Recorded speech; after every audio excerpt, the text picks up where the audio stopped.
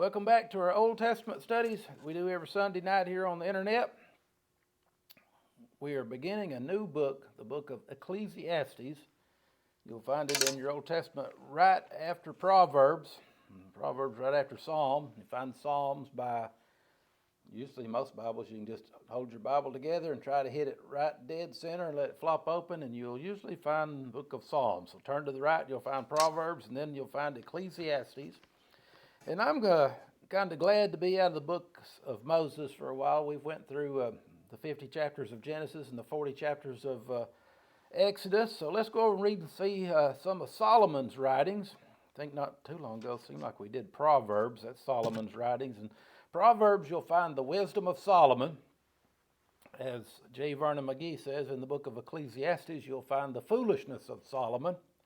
But really, when you take the book together as a whole, the whole 12 verses, it is a wise thing. It's sort of a literary work that shouldn't be taken as each verse and each chapter is saying something like you can quote it as proof text that this is what things really are. You know, it's like Solomon's musing. And you read the whole thing to start with, and you find out he's looking around, he's thinking like people think apart from God. Like everything's useless, or what's the point, life's tough and then you die, to use a different version of a saying I've heard, and that's sort of Solomon's thinking. But when you take the whole book together, you got to get all the way over to the end. In the last chapter, he says, here's the conclusion of the matter. Remember now your Creator in the days of your youth, before you get old and the evil days come. And that's where it's the Word of God. You have to take it as a whole, not in one verse or chapter as proof text. So you got to build up to that crescendo at the end, and he says, here's the conclusion of the whole matter. Don't forget about God. Because the first 11 verses are a lot of ways, it's like a man that's just looking at this world, and he's got his eyes only on this world. And if you only have hope in this world, then you don't have much hope. It's just useless. It's vanity of vanity, Solomon would say. If you only look at this world and forget about the next world, then it is a depressing thing. And that's why you read the first 11 verses. Here's an old man that's depressed about life. So let's see what he's got to say here.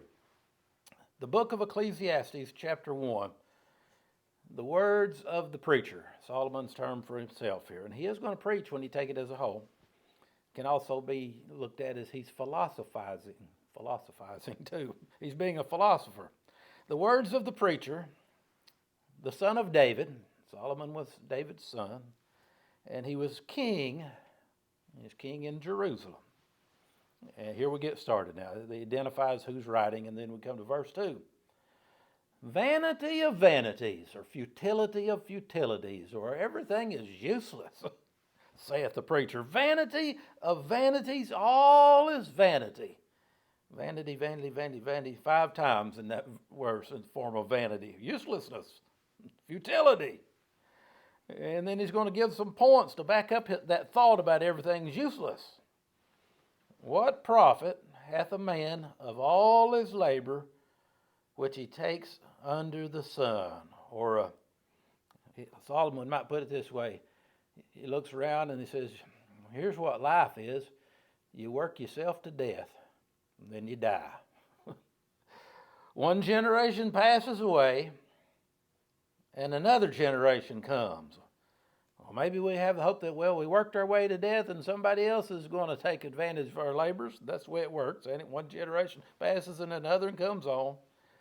But the earth abides forever.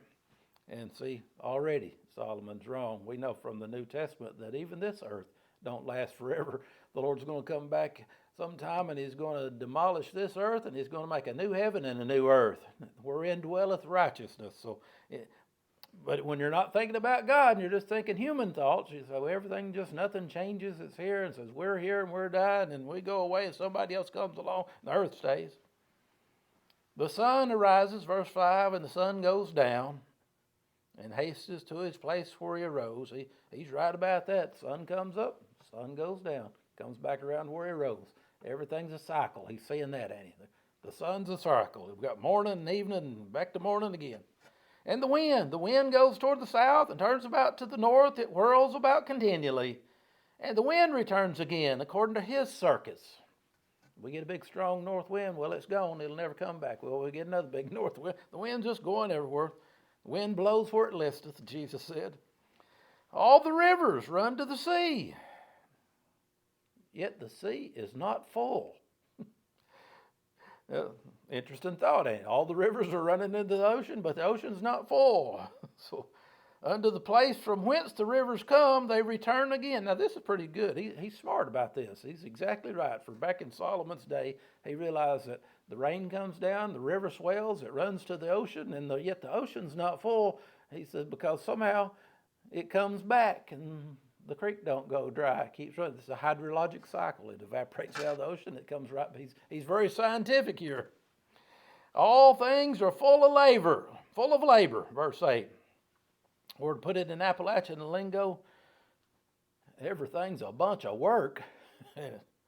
Somebody comes to your place, oh, you've got a nice place, and you can always say, it's a bunch of work. All things are full of labor. Man cannot utter it. The eye is not satisfied with seeing, nor the ear filled with hearing. That's kind of the lot of man, that human beings are just discontent all the time. They want something else. They can't get enough, right? The thing that has been is that which shall be. That which is done is that which shall be done. And there's no new thing under the earth. Nothing new. Is there anything whereof it may be said, see, this is new?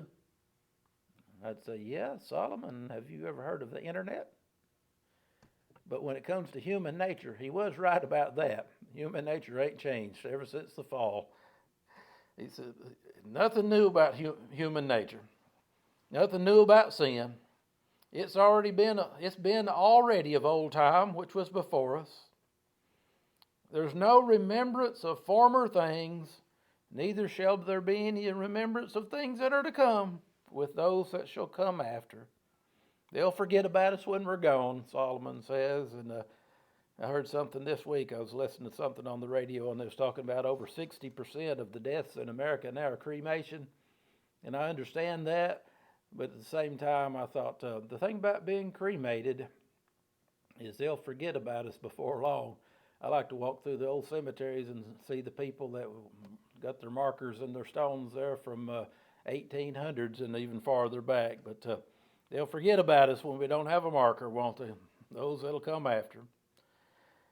Verse 12, he says, I, the preacher, was king over Israel in Jerusalem, and I gave my heart to seek and search out by wisdom concerning all things that are done under heaven. Now, that's a worthy goal. It's maybe for a king that didn't have a lot else to do either, but he says, I said it in my heart, I want to learn as much as I can about everything. Good goal, Solomon. This sore travail has God given to the sons of man to be exercised with, or this grievous task is something that God's given us to. Learning can be a grievous task, he says. So we want to know. And he says, verse 4, I've seen all the works that are done under the sun. He said, once again, says, I've seen everything on earth. And behold, I've decided it's all futility. All is vanity and vexation of spirit. Or can also be translated, a grasping for the wind. It's all futile. That which is crooked can't be made straight, and that which is wanting or lacking cannot be numbered. Things that are problems of the world, you can't fix them, he said. Solomon would look at somebody and he said, that's a crooked person and they can't be made straight. But Jesus can fix these things. I commune with my own heart. He said, I thought about this, saying, lo, I'm come to great estate. I'm in a high place of prominence. And I've gotten more wisdom than all they that have been before me in Jerusalem. I'm smarter than all the kings that have ever been in Jerusalem before. Yea, my heart had great experience of wisdom and knowledge. And by the way, there's a difference. Wisdom and knowledge is different. And you read Proverbs, and Solomon's exactly right with the hand of God's upon him, urging the theme of Proverbs is like, get a good education. But a good education is not a substitute for wisdom either. And wisdom is the beginning of knowledge, and wisdom begins with fearing God. Wisdom is it gives you, it's a God-given thing that allows you to use the knowledge that you gain down here. It's different though. Some people can be educated idiots. They can be very knowledgeable but not have any wisdom. Wisdom is, Solomon said, I got it all. I've got wisdom and knowledge, great experience of wisdom and knowledge.